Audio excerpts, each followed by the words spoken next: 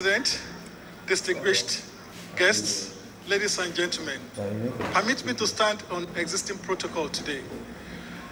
It's a great honor to be part of this committee and to support the chairman of the Infrastructure Scorecard Committee.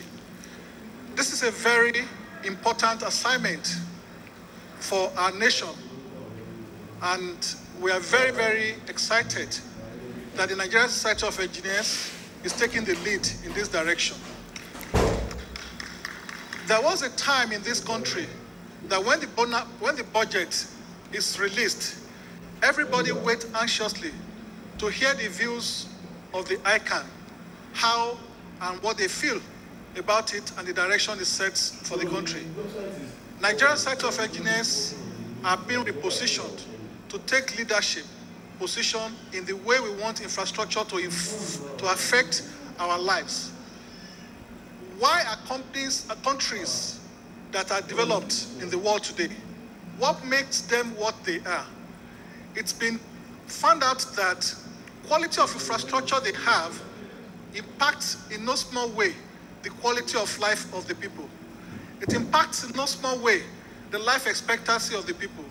It impacts in no small way the way the people manage themselves. And when we talk about infrastructure, we are looking at infrastructure from two dimensions: economic infrastructure and social infrastructure. Development of both must go hand in hand. If you take care of economic infrastructure like power, like roads, like aviation, and you neglect social infrastructure like education, like healthcare, they say health is wealth. If we take care of economic and people are not healthy, we cannot be wealthy as a nation. What distinguishes America, United Kingdom, from countries like that are underdeveloped today or developing nations like Nigeria? Quality of infrastructure makes a very great difference in this. And this is the reason why we believe that what gets measured receives attention. Where attention flows, where attention is focused, energy flows and result follows. This is why engineers, as a profession of numbers, we believe that if we assist Nigeria to measure where we are in the quality and standard of our infrastructure, we have a basis to continuously look. 2017, that under the able president of our current chairman now for that infrastructure committee, Engineer Femi Akintunde, this committee was set up in 2015, and we did a second one in 2017. This year we are producing the third version. What is this scorecard about? The scorecard looks at what do the public feel about the quality of our infrastructure. We look at various scope from roads, power, justice, healthcare, education, across board, and we get it out on electronic system to many Nigerians to say what they feel. Please note, these are perception. These are not quantitative measures. People tell you what they feel. You do not have control over how they feel. If a typical Nigerian feels that the road infrastructure is not strong, is not good enough, it's going to say so. So on a rating of 1 to 5, people rated our infrastructure. These are Nigerians, the users.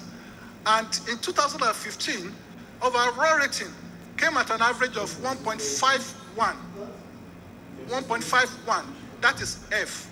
The methodology we are using is globally approved by all engineering bodies all over the world. So it is internationally recognized. We are not devising a different way of measuring this in Nigeria. We follow that same standard.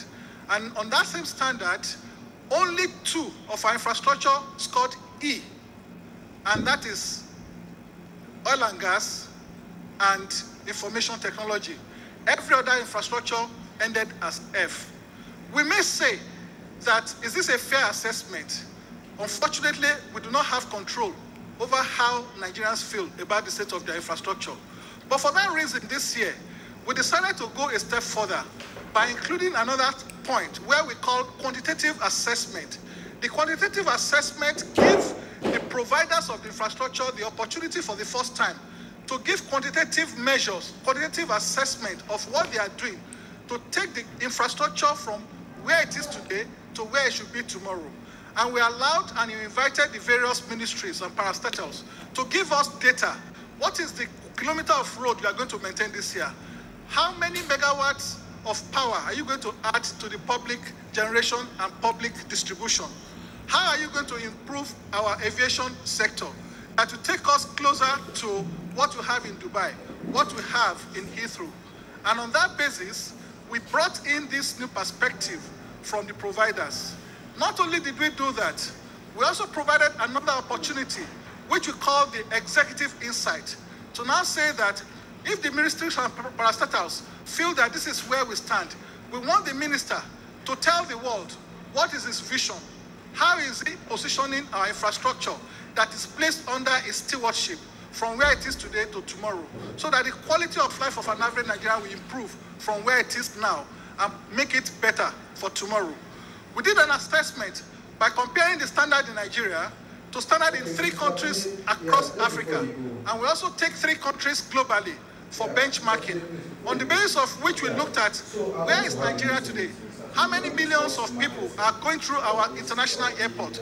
How does this compare to what happens in Dubai? How does it happen to what happens in America? And on that basis, we took each of the infrastructure lines and compared to these countries. We used Kenya, Ghana, and South Africa and Egypt for Africa comparison. And for the international comparison, we took the United Kingdom, we took China, we took America, and we took United Arab Emirates. Not necessarily that we're going to be at their level tomorrow, but if we say this is where we are relative to America today, we can set a target to say in 10 years' time we want to be where America is with respect to road infrastructure. We want to be where United Arab Emirates is with respect to aviation. So on that basis, we now look at what are the quality, what are the best practices they are implementing in each of these areas. How can we begin to implement what they are doing so that it takes us further? It looks at capacity, it looks at funding, it looks at how they maintain their infrastructure. Because it's one thing for you to have the infrastructure, and if you don't maintain them, it ends up being a waste. It ends up not serving the purpose for which it was developed. So we believe that not only should we have the stock of infrastructure, we must have structures in place. We must put the ability to manage it in the right perspective, which is now being considered through a PPP structure of the public-private partnership, to ensure that when we spend so much money to develop infrastructure of our airport, we're able to maintain it and it's able to serve our people the best way it can all over the world. This is what the Infrastructure Scorecard has done. We believe strongly that the Nigerian Society of Engineers have set a new standard. The last one we did was well commended globally. And we know that if we can sustain this practice, we can keep the standard high, we are going to achieve a point where we can even compare the stock of our infrastructure and the quality on a regional basis, from the north to the south to the east. We'll have a basis to continue to monitor, to track, and to improve the standard and quality of this infrastructure. This is what we have done. Thank you very much for your attention, and we look forward to the formal presentation later. Thank you. Yeah, thank you very much, Femi.